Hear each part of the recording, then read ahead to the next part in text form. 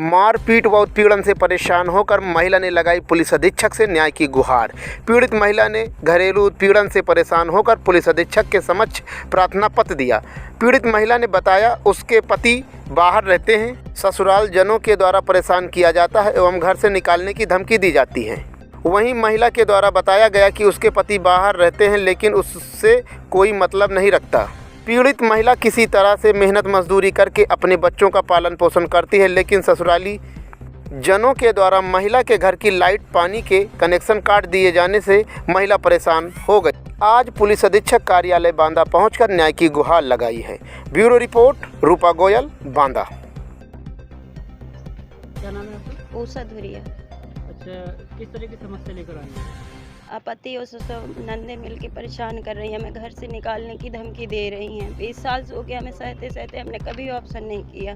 चले जाते थे घर में, बच्चे जैसे तैसे पालते थे। अभी 4 साल आए हैं तो परेशान करने लगे थे। 2 साल पहले हमने महिला पुलिस में भी किया दरख्वास्त, तो उन्होंने हमें महीना दिया, कुछ दिन दिया, लेकिन फिर परेशान कर रहे। साल भर से कोई खर्चा पानी नहीं दे रहे हैं। आप कह रहे हैं कि जैसे तैसे सिलाई मशीन करते हैं, चलाते हैं जैसे तैसे, तो आप कह रहे हैं कि अब घर से निकल जाओ जब से ससुर जी खत्म हो गए। अब ये समय पे लाइट काट रखी है, बिजली काट रखी है, बच्चों के पेपर चल रहे हैं, बच्चे परेशान हो रहे हैं। लड़के की हमारी तबीयत खराब हो रखी है 3 दिन से गर्मी में, इसी समय परेशान करो। लात घूंसों से अलग से मारते हैं। दिल्ली में हैं, दूसरी औरत किए हुए हैं, रंडी खाना खोले हैं, कमाता है खूब, रोज को 50,000 रुपये कमाता है, लेकिन हमारे लिए एक भी नहीं। हमारे बच्चे नमक रोटी खा रहे हैं और हमें परेशान करता है, उल्टी सीधी बातें करके डलाता है।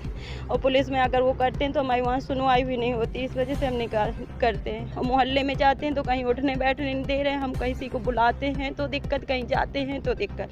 खाली भाई को छोड़ के अगर हमारे घर में कोई आता है तो उसके साथ गलत संबंध हमारे जोड़ देते हैं। इस तरह हमें डराते हैं, तो हम किसी से कुछ नहीं कह पा रहे थे।